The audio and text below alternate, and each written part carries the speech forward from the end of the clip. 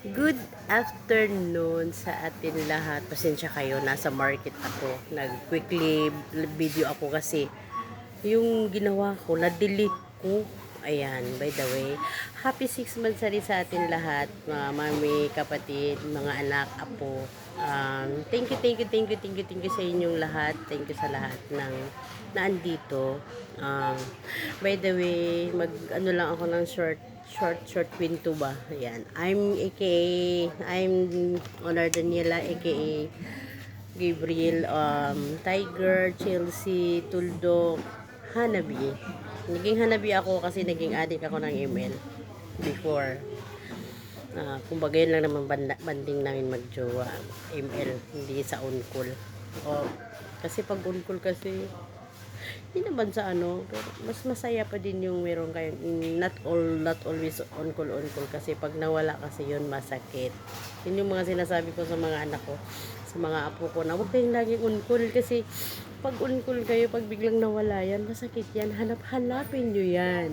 Although masaya, lagi mo nakikita, kausap, kahit hindi mo nakausap, kahit tulog siya, nakikita mo lang, masaya na yung pakiramdam ng isang LDR, diba? Ayan. Ayan, kwento ko lang yung about sa paano nabuo yung The Tiger Squad. Bago ako naging The Tiger Squad is start tayo kay Mami Sham. Si Mami Sham is kapatid ko talaga siya sa RMF kay King Kamandag. Naging kapatid ko siya doon. Naging mami ko siya sa Batang Mindanao kay Daddy Yuhan. Kasi nagkakilala kami ni Daddy Yuhan sa Paro-Parod ano kasi ako doon, may katungkulan ako doon. Kumbaga, parang si Daddy Yuhan, may katungkulan dito. Sabi ni Daddy Yuhan, hala, tapos na tayo ng Batang Mindanao. Sabi ko, ano yun? Sabi niya, doon ka lang, magpanimtag ka doon. No? Ninimtag ako. Nakilala ko si Mami Cham, na which is, nakilala ko siyang, ganyan na talaga siya. Maingay. Pero pag nakilala naman ninyo yung side niya is, hindi naman siya ganun kaingay nasa tenga. Pero kaso lang, hyper talaga ang mami ko ba?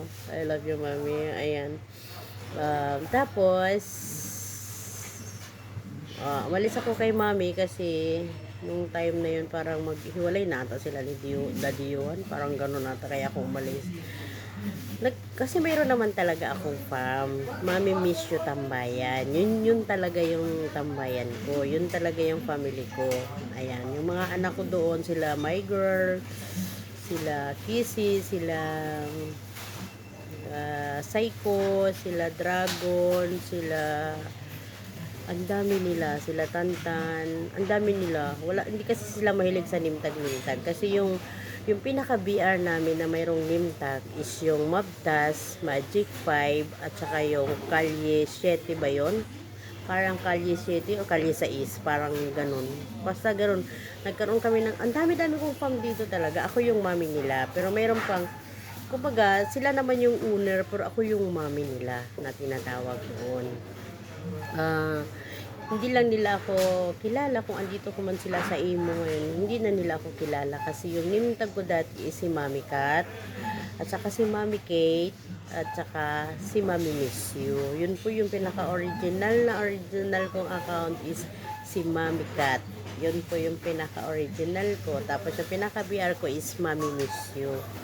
Ayan. Hap-hap na lang tayo yun. Kitang-kita yung aking noo. Tapos, ayan, nag-decide na naman akong lumipat ng ibang farm.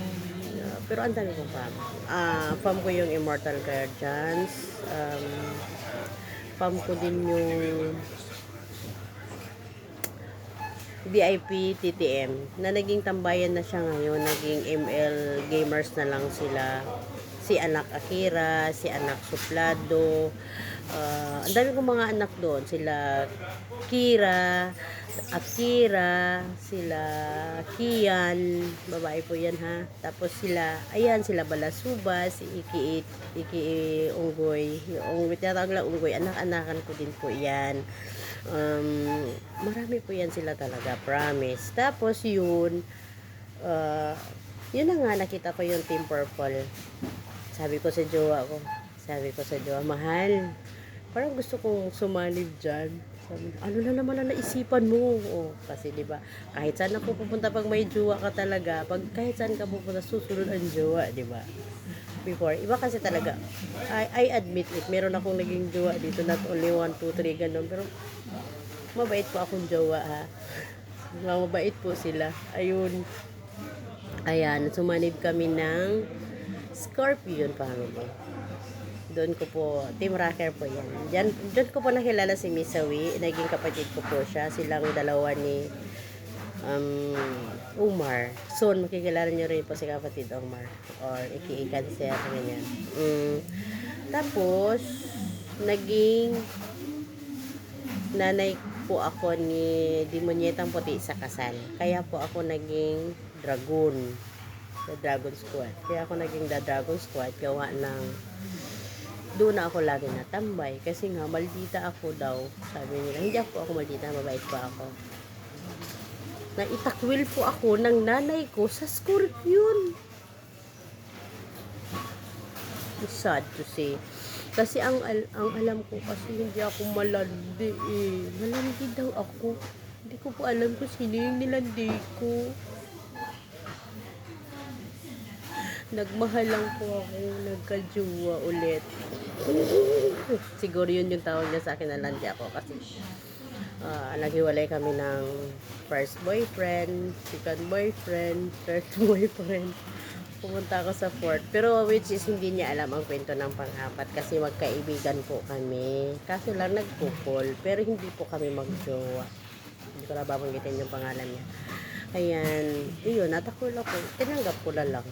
Although naman na tinuring ko siyang nanay dito kasi ilang taon din kaming nagsama sa BR na yun. Kumbaga maraming memories. Yung mga gamers, alam nila yon kasi nakikita nila yung yung pangalan ko doon. Ayan. Ayan. Naging founder ako ng The Dragon Squad family. Umalis nagka-jowa ako, umalis ako ulit kasi mas pinili ko si jowa, di ba? Parang, kasi ayaw ko ng away talaga sa isang farm. Ayaw ko ng away. Ako yung umiwas na although ako dapat yung pakinggan. Dahil sa ayaw ko magkakagulo-gulo, ako yung umalis. Napunta ako sa Team Rocker Baby Bunso. Naging ina ko si Baby Bunso. Si Baby Bunso naman, kapatid ko din siya kay Daddy Pugad. Si Sawi, kapatid ko kay Daddy Pugad. Si Mami Sam, kapatid ko kay Daddy Pugad. So, ibig sabihin, apat talaga kaming magkakapatid dapat. Kaso lang, sa pangalan ng BR, respeto sa bawat isa, tinatawag ko siyang ina. Yun, tapos, nung niyakad na naman ako ng anak ko, balikan ng The Dragon Squad, ganyan. Okay na daw, o bumalik ako ng The Dragon Squad. Naging founder ako.